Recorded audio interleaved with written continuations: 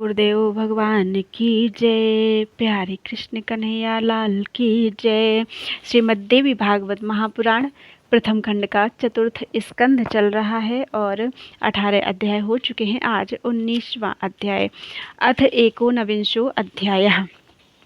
देवताओं द्वारा भगवती का स्तवन। भगवती द्वारा श्री कृष्ण और अर्जुन को निमित्त बनाकर अपनी शक्ति से पृथ्वी का भार दूर करने का आश्वासन देना।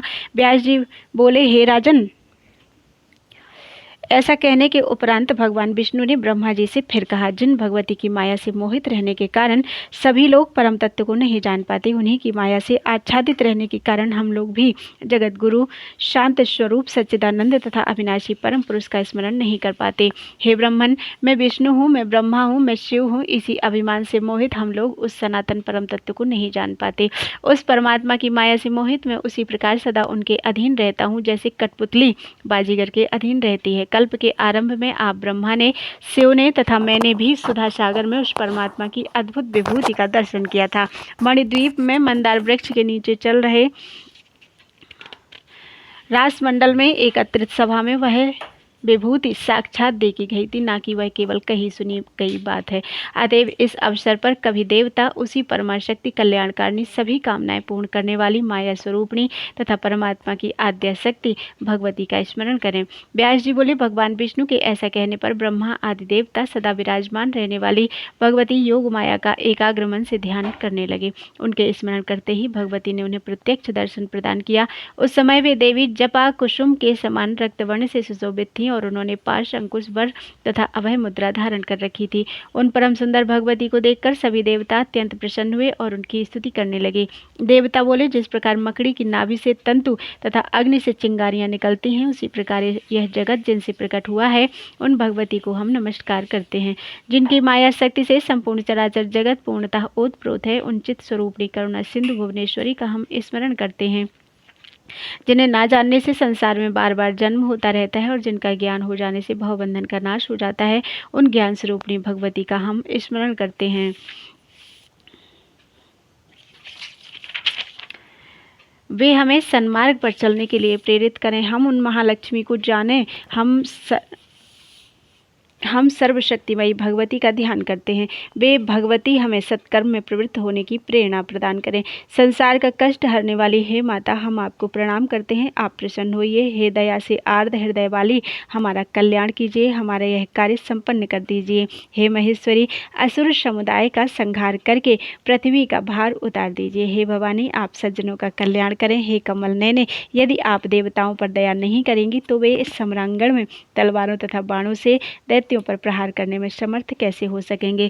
इस बात को आपने स्वयं यक्षोपाख्यान प्रसंग में यक्ष रूप धारण करके, हे होताशन, आप इस तिनके को जला दें, इत्यादि पद कथनों के द्वारा व्यक्त कर दिया है। हे माता, कंस, भौमासुर, कालियवन, केशी, बृहद्रथ पुत्र जरासंध, बकासुर, पूतना, खर और साल्व आदि तथा इनके अतिरिक्त और भी जो दुष्ट राजागण पृथ्वी पर हैं, उन्हें मारकर आप शीघ्र ही पृथ्वी का भार उतार दीजिए। हे कमल नयने, जिन दैत्यों को भगवान विष्णु, शिव और इंद्र भी कई बार युद्ध करके नहीं मार सके, वे दैत्य युद्ध भूमि में आपका सुखदायक मुखमंडल देखते हुए आपकी लीला से आपके बाण के द्वारा मार डाले गए। चंद्रकला को मस्तक पर धारण करने वाली हे देव देवी, विष्णु, शिव आदि प्रमुख देवता भी आपकी शक्ति के बिना हिलने डुलने तक में समर्थ नहीं है। इसी प्रकार क्या शेषनाग भी आपकी शक्ति के बिना पृथ्वी को धारण कर सकने में समर्थ हैं। इंद्र बोले, हे माता, क्या सरस्वती के बिना ब्रह्मा की इस विश्व की सृष्टि करने में, लक्ष्मी के बिना विष्णु पालन करने में और पार्वती के बिना शिव जी संहार करने में समर्थ हो सकते हैं। वे महान देवगण उन्हीं तीनों महाशक्तियों के साथ अपना अपना कार्य कर सकने में समर्थ होते हैं।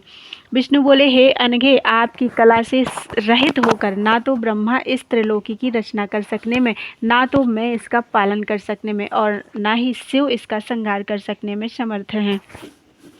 हे समस्त विभवों की स्वामिनी, इसका सृजन, पालन तथा संहार करने में समर्थ निश्चित रूप से आप ही प्रतीत होती हैं। व्यास जी बोले, इस प्रकार उन देवताओं ने जब देवी की स्तुति की, तब उन्होंने उन देवेश्वरों से कहा कि वह कौन सा कार्य है, आप लोग संताप रहित होकर बताएं, मैं अभी करूंगी। इस संसार में देवताओं के द्वारा अभिलषित जो असाध्य कार्य भी होगा, उसे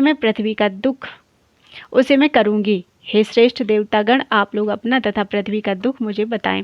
देवता बोले, दुष्ट राजाओं से पीड़ित यह पृथ्वी उनके भार से व्याकुल होकर रोती तथा थर थर कांपती हुई हम देवताओं के पास आई। हे भुवनेश्वरी, आप इसका भार उतार दें। हे शिवे, इस समय हम देवताओं का यही अभीष्टकारी है। हे माता, पूर्व काल में आप अत्यधिक बल संपन्न दानव महिषासुर का वध कर चुकी हैं। इसके अतिरिक्त आप उसके करोड़ों सहायकों शुंभ निशुंभ रक्तबीज महाबली चंड मुंड धूम्रलोचन दुर्मुख दुस्सह अतिशय बलवान कराल तथा दूसरे भी अनेक क्रूर दानवों को मार चुकी हैं। उसी प्रकार आप हम देवताओं के शत्रु रूप सभी दुष्ट राजाओं का वध कीजिए।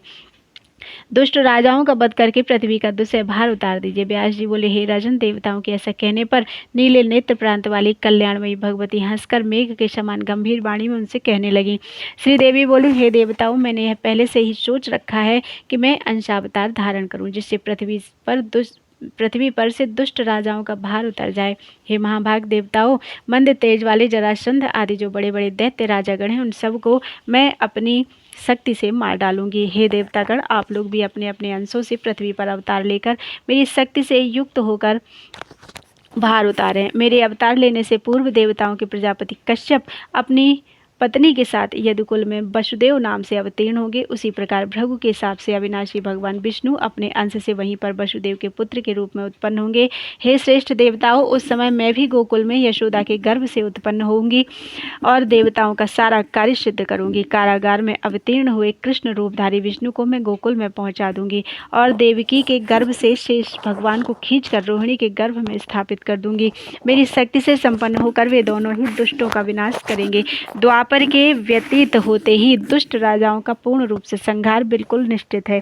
साक्षात इंद्र के अंश स्वरूप अर्जुन भी उन दुष्ट राजाओं के बल का नाश करेंगे। धर्म के अंशरूप महाराज युधिष्ठिर, वायु के अंशरूप भीमसेन तथा दोनों अश्विनी कुमारों के अंशरूप नकुल सहदेव भी उत्पन्न होंगे। उसी समय वसु के अंश से अवतीर्ण गंगापुत्र भीष्म उन दुष्ट राजाओं की शक्ति नष्ट कर देंगे।